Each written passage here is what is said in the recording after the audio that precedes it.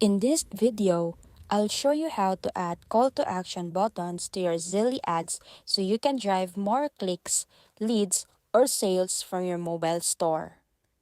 First, open the Zeely app and tap on Create Ad or choose one you've already made.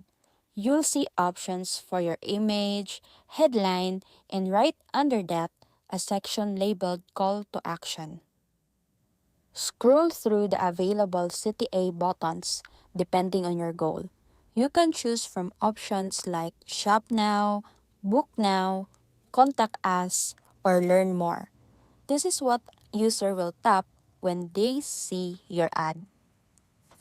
Once you pick a button, just paste the link where you want it to send people or connect it directly to a product or a landing page in your Zeely site. Now, hit preview and you'll see your ad with the button in action. Make sure it looks clean and the link works before you publish. Adding the right CTA button makes a huge difference. Ads with a clear call to action can get up to 3 times more engagement, so don't skip this step. If this helped, give it a like and comment what CTA works best for your store. Thank you for watching.